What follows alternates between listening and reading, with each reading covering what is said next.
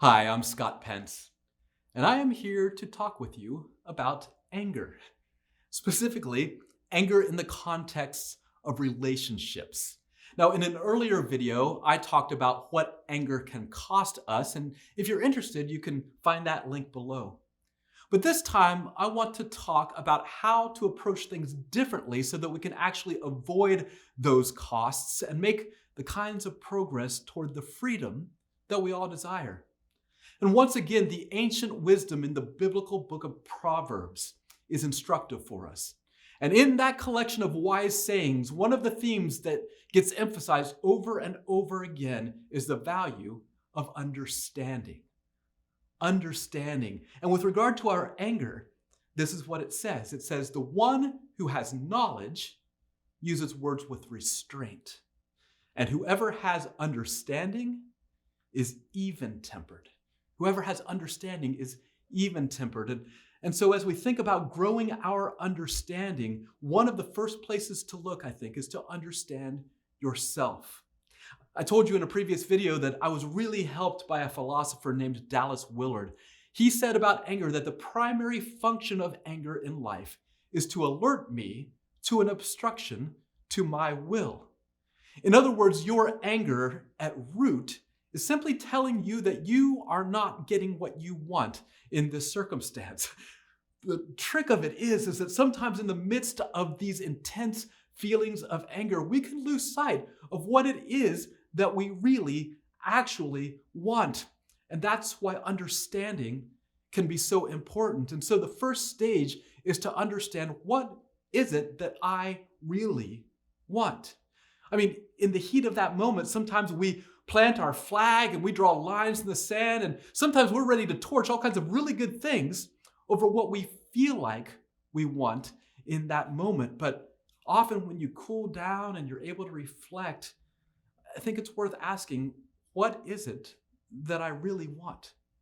I have a friend who has really made progress with his own anger, and I really appreciated his insight. He told me, he said, Scott, I realized that what I really wanted was good relationships. What I really wanted was to make good choices. What I really wanted was a healthy work environment.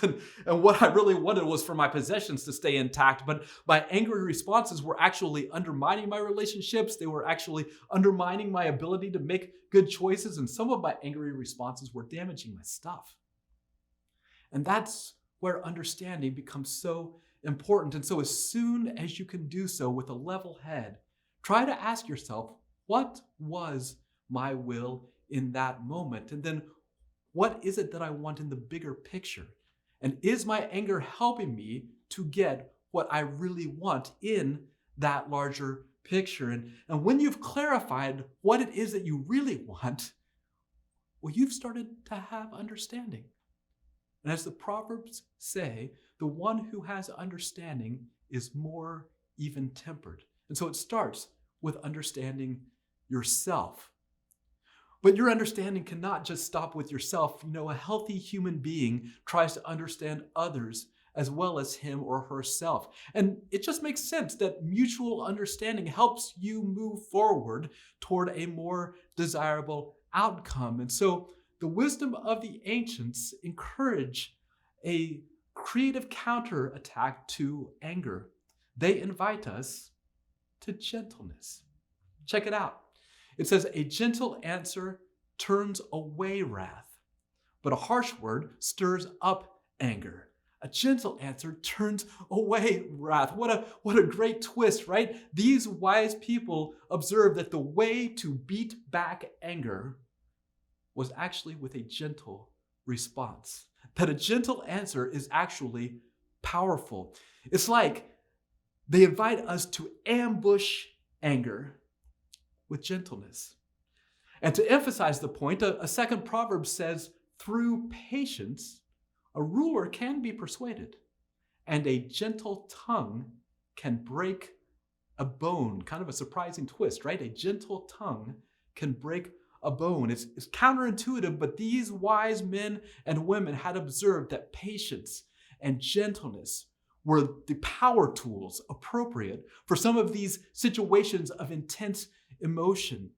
And if you think about it, it actually makes sense. Because you know that when someone attacks you, your instinct is to dig in your heels and to defend. But gentle words don't provoke the same kind of response.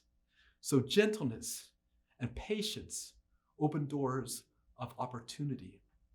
And in a lot of ways, the path to get there involves growing your understanding again.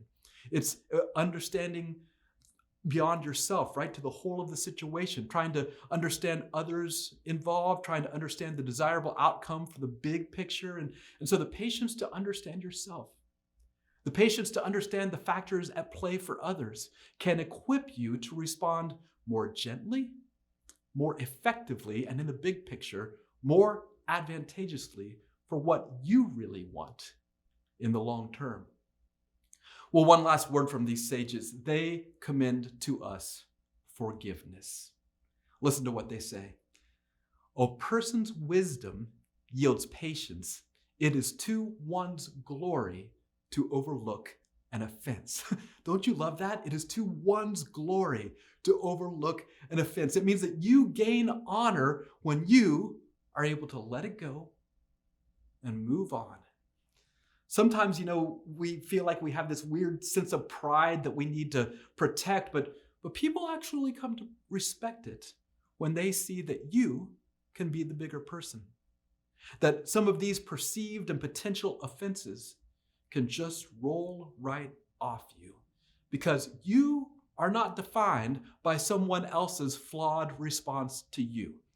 You have patiently put in the work to understand yourself, to understand your situation, to understand the strengths and the weaknesses of those around you. And out of your understanding, you have developed the wisdom to recognize that patience and gentleness may be the more productive and more advantageous way. And it even allows you to be the bigger person and just let it go sometimes, to forgive and to move on. And as you move forward, you start to realize that you have grown. You are no longer costing yourself. You're no longer costing others with your anger. And the freedom that you really desire is closer than you knew. Grace and peace.